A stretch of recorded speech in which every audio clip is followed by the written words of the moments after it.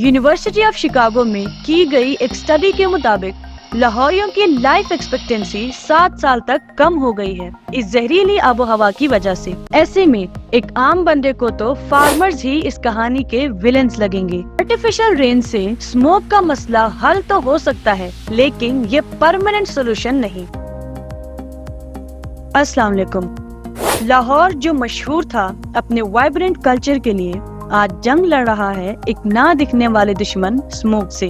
आज लाहौर कुछ ऐसा दिखता है इस टाइम जब ये वीडियो रिकॉर्ड हो रही है। लाहौर की आबोहवा जहरीली आबोहवा की कैटेगरी में चली गई है। आप कह सकते हैं सेफ लिमिट से 10 गुना ज्यादा। डॉक्टर्स का मानना है कि इस जहरीली आबोहवा में सांस लेना 30 सिगरेट्स पीने के बराबर है। इस सिचुएशन को लेकर तमाम पॉलिटिकल लीडर्स का एक ही रिस्पॉन्स है, वो है ब्लेम गेम। इसने उसको जिम्मेदार ठहराया तो दूसरे ने पिछली हुकूमतों को। सच्चाई क्या है और सबसे अहम बात, इस चीज का सलूशन क्या है, जानते हैं आज की इस वीडियो में।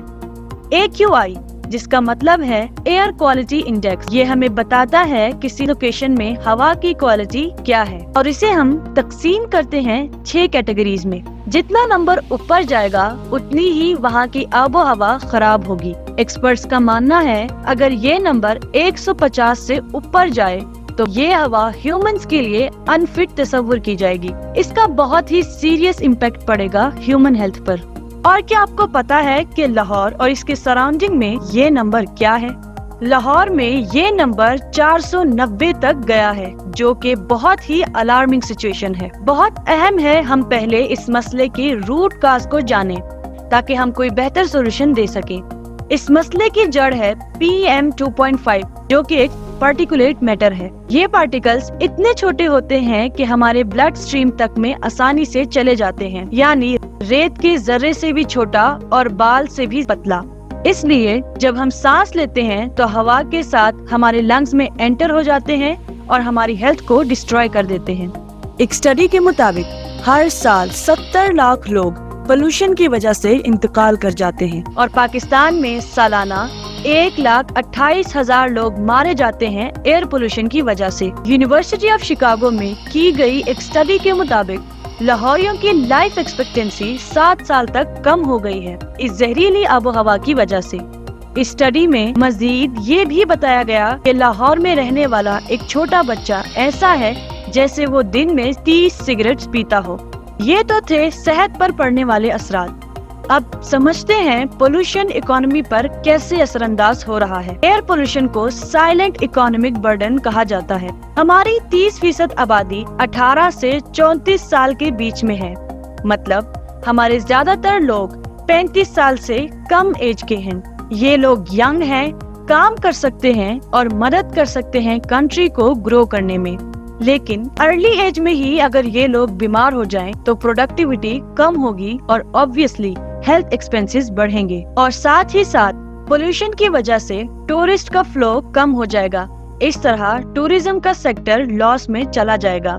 हमारी इलेक्ट्रिसिटी कंजम्पशन भी बढ़ जाएगी। पोल्यूशन की वजह से लोग एसीज और एयर प्योरीफायर्स का इस्तेमाल ज्यादा करेंगे, और ये बिजली बनती कैसे है? कोयले से। मतलब पोल्यूशन वजह बनती है और पोल्यूशन करने की, और अल्टीमेटली कंट्री इससे मुतासिर हो जाती है। मतलब पोल्यूशन का इम्पैक्ट हमारी सेहत के साथ साथ मुल्क की सेहत यानी इकोनॉमी पर भी पड़ता है।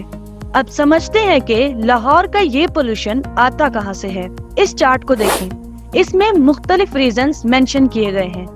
Industries, waste burning, transport, dust, domestic cooking and heating and diesel generator sets. यहाँ बिगेस्ट कंट्रीब्यूटर्स हैं waste burning and transport. Pandemic के बाद लोगों ने पब्लिक ट्रांसपोर्ट का इस्तेमाल कम कर लिया और ज्यादातर ने अपनी गाड़ियां ली। अनफॉर्चुनेटली ज्यादातर लोग अपनी गाड़ियों को मेंटेन भी नहीं करते। ये लोग पोल्यूशन को ज्यादा सीरियस नहीं लेते। ये रवैया कंट्रीब्यूट करता है एयर पोल्यूशन को। नासा की वेबसाइट पर जहां आग जल रही है रेड डॉट से शो किया गया है। इंडियन पंजाब में आप देख सकते हैं कि हर जगह आग ही आग नजर आती है। अगरचे पाकिस्तान में भी फार्मर्स स्टबल बर्निंग करते हैं, लेकिन इंडियन पंजाब हमारे करीब होने की वजह से लाहौर के स्मोक क्राइसिस को डायरेक्ट कंट्रीब्यूट करता है। यहाँ स्टबल बर्निंग स्टार्ट होती है अक्टूबर के महीने में। ऐसे में एक आम बंदे को तो फार्मर्स ही इस कहानी के विलेंस लगेंगे। किसी को विलेन बनाना बहुत आसान है, लेकिन उससे पहले पूरी कहानी को समझ लेना बहुत जरूरी है। गंदम के बाद चावल की काश्त के लिए मशीन जब फसलों की कटाई करती है तो क्रॉप्स का ऊपर वाला हिस्सा तो कट जाता है, लेकिन लोअर पार्ट ऐसे ही जमीन के अंदर रह जाता है, जिसे हम स्टबल कहते हैं। किसानों का मानना है कि एक फसल से दूसरी फसल की काश्तकारी के बीच कम वक्त होने की वजह से उनके पास इन स्टबल्स को आग लगाने के अलावा कोई चारा नहीं। ये जयदीप संघा है, जो कि एक किसान है इंडियन पंजाब से, जिन्होंने 2006 से स्टबल बर्निंग नहीं की। वो स्टबल को क्रश करता है और उसी जमीन में इसे खाद के तौर पर इस्तेमाल करता है। उसका मानना है कि इससे उसकी जमीन की जरखेजी में इजाफा हुआ है।